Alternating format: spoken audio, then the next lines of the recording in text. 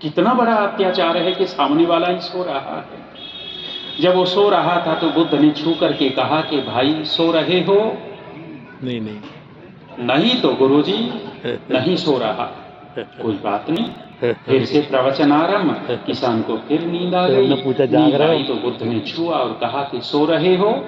नहीं तो गुरुजी सुन रहा हूं आपकी प्रवचन, सो नहीं रहा। फिर नींद आ गई। नींद आई, बुद्ध ने जगाया, प्रश्न बदल दिया कि भाई जीवित हो? जीवित हो? नहीं तो गुरुजी नहीं तो। मतलब क्या निकला? ये जो तंद्रा रहती है उस समय हमारी बुद्धि सक्रिय नहीं रहती, बुद्धि आधा काम करती है। और जब बुद्धि निष्क्रिय हो, सक्रिय न हो, तब व्यक्ति से अच्छे कर्म नहीं होते, उल्टे कर्म हो जाते। तमोगुण का दूसरा लक्षण। स्वप्न आगे कहा धृतिक्रौर्यम, धैर्य का न होना, अधीर रहना, ये भी तमोगुण का लक्षण है। हमारे लोक में लोकोक्ति है उतावला सो बावला। ज्यादा जो उतावला व्यक्ति होता है उस उतावले व्यक्ति से भी अच्छे कर्म नहीं होते, वो भी उल्टे कर्म कर बैठता है और उल्टे कर्म का परिणाम दुख होता है। धृतिक्रौर्यम। तीसरी बात कही क्रूरता। हमारे अंदर अत्यंत क्रूरता जगी हुई हो, उस समय समझिएगा कि तमोगुण है और तमोगुण में बुरे कर्म होंगे, बुरा कर्म दुख देगा। और दुनिया के अंदर यदि सबसे अधिक क्रूर कौम कोई है तो इस्लाम वालों से बढ़कर के आपको कोई क्रूर कौम नहीं दिखाई देगी। अरे उस लड़की का कसूर क्या था? उसने प्रेम ही तो किया था इस नीच लड़के से। उस लड़की ने प्रेम किया और जिसने अपना सब कुछ समर्पण कर रखा, उस लड़की के एक एक अंग को काट काट करके फ्रिज में रखता है। इनसे ज्यादा कोई क्रूर होगा? वहां उदयपुर में कन्हैया नाम का वो टेलर, साधारण सा व्यक्ति, उसने केवल इतना ही कहा था कि नुपुर शर्मा ने गलत नहीं कहा, वो ठीक है। इतने मात्र में उस टेलर को किस तरह से मारा है, कितनी क्रूरता से मारा। इनके अंदर भयानक क्रूरता है। ये महातमोगुणी कौम है। देश में बड़े बड़े क्रूर और लुटेरे लोग आए। तैमूर लंग आया था और तैमूर लंग जब इस देश में आया तो लूटता मारता काटता था। और केवल लूटता मारता काटता नहीं था, ये हिंदुओं को गुलाम बनाता था और गुलाम बना करके वहां बेचता था। लाखों हिंदुओं को गुलाम बना करके बेचा उसने। जब वहां गुलामों की मंडी में गुलाम बेचे जा रहे थे, तैमूर लंग के मन में एक दिन विचार आया कि रोजाना दूसरे लोग गुलामों को बेचते हैं, आज तो स्वयं गुलामों की मंडी में जाकर गुलामों को बेच। तैमूर लंग चबूतरे के ऊपर खड़ा हो गया और गुलामों की बोली लगती थी। एक दो असरफी में गुलाम बिक जाते थे। तैमूर लंग को लाइन में खड़े हुए दो गुलाम बड़े हट्टे खट्टे दिखाई दिए, जिनकी ऊंचाई 6.5 फीट थी, जो शरीर से पहलवान जैसी आकृति के थे। उन दो हट्टे कट्टे गुलामों को देख करके तैमूर लंग के मुंह में पानी आया और सोचने लग गया कि ये दो गुलाम भी दो असरफी में, इनकी कीमत बहुत ज्यादा होनी चाहिए। और मन ही मन कीमत तौल रहा था।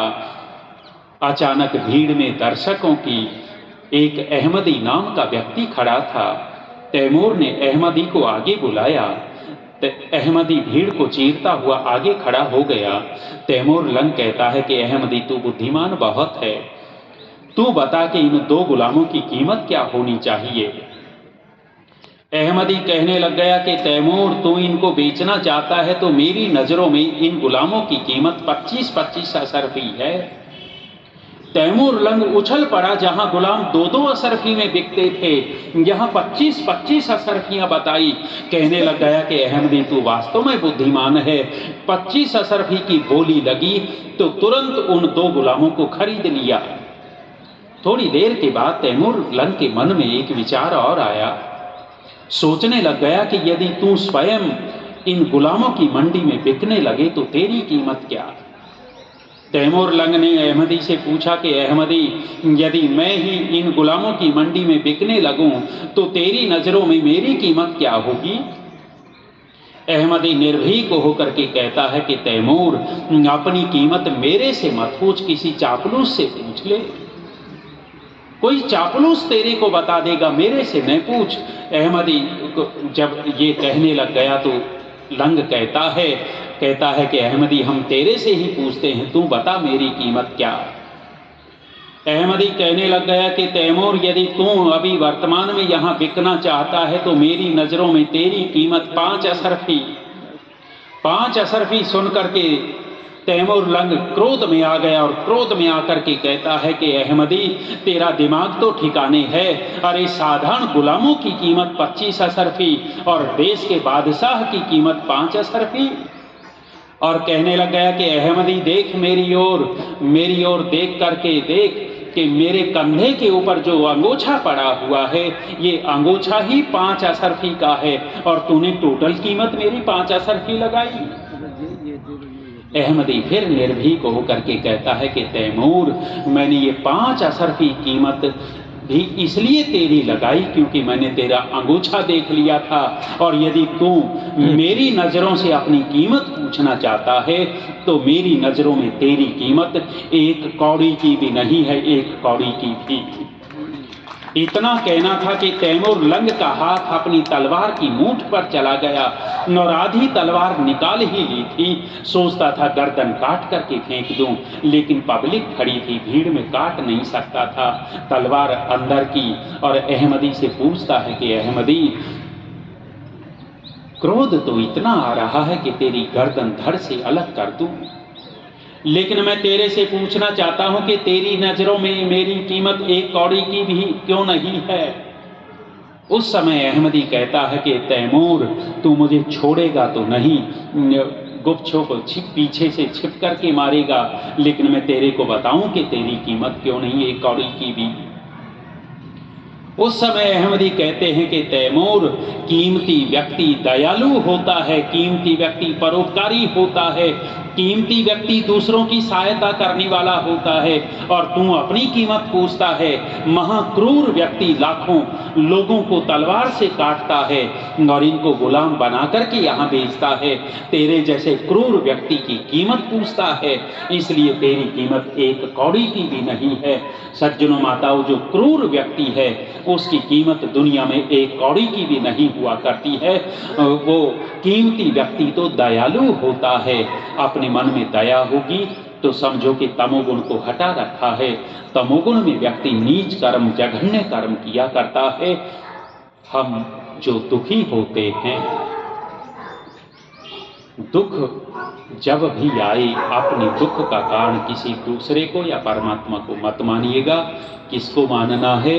अपने अंदर ढूंढेंगे, और अंदर ढूंढेंगे तो हमें हमारे दुख के 3 कारण मिलेंगे: विचार, व्यवहार और कर्म। हम सद विचार करेंगे, सद व्यवहार करेंगे और सद कर्म करेंगे, ये तीनों की तीनों हमारे लिए परिणाम में सुखदायी होंगे। और यदि हम को विचार करेंगे, असद व्यवहार करेंगे, को कर्म करेंगे, तो ये तीनों के तीनों हमारे लिए दुख के कारण बनते हैं। हम तीनों को ठीक करते चले जाएं। इसलिए कहता हूँ आर्य समाज के अंदर ही ये आपको विचार मिलेंगे। अन्य कहीं भी किसी भी संगठन में, संस्था में चले जाइए, बड़े बड़े बाबे प्रवचन कर रहे हैं, वो भी आपको इस तरह के सिद्धांत की बात नहीं बताएंगे। आर्य समाज ही है, ऋषिवर देव दयानंद जी ही ऐसे हैं जो हमारे सामने वेद का सिद्धांत स्पष्ट करते हैं। वेद से जुड़े, वेद के रास्ते को अपनाएं। निश्चित रूप से हम अपने आप को ठीक करते चले जाएंगे। समय हो गया है, वाणी को विराम। ओम शांति।